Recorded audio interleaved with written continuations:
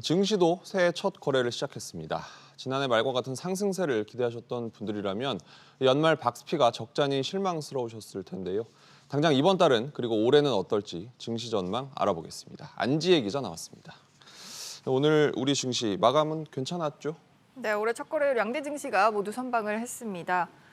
코스피의 경우에는 우선 개인과 외국인 투자자가 동반 매수에 나서면서 지수를 끌어올렸고요. 네. 코스닥 역시 개인 매수에 1040선 가까이 바짝 다가섰습니다. 물론 장 초반 상승세를 감안하면 끝이 좀 아쉽긴 한데 첫날부터 개인 투자자들의 역할이 컸습니다. 오늘 오전에 증시 개장식을 했는데 이례적으로 유력 대권 후보들이 직접 참석을 했습니다. 아무래도 개인 투자자들의 높아진 위상을 단적으로 보여주는 그런 장면이라고 할 수 있을 것 같습니다.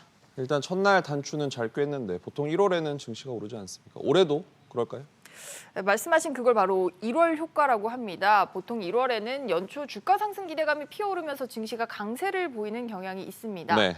연말에 개인들이 대주주 양도세 요건을 피하기 위해서 팔았던 물량을 이제는 다시 되사들이는 데다가 특히나 올해는 2달 앞으로 다가온 대통령 선거도 증시에는 호재 중 하나로 꼽히고 있는데요. 그럼에도 불구하고 올해는 전체 지수보다는 개별 종목별로 차별적인 상승세가 나타날 거다라는 전망이 우세합니다. 네.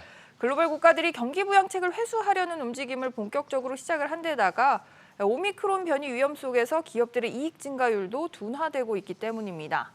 증권가에서는 성장성 높은 IT 업종이나 반도체 또 코로나 종식 이후 수혜가 기대되는 음식료와 같은 리오프닝주를 유망 종목으로 꼽았습니다. 앞서 대출금리 보면서도 얘기했지만 올해 금리 상승이 변수로 꼽히죠. 전체적으로 보면 어떤 흐름 보일까요? 네, 우선 주요 변수 중 하나인 말씀하신 그 미국 중앙은행의 금리 인상 시기가 더 빨라진다고 하더라도 증시 충격이 크지는 않을 것으로 보이는데요. 직접 들어보시죠. 네.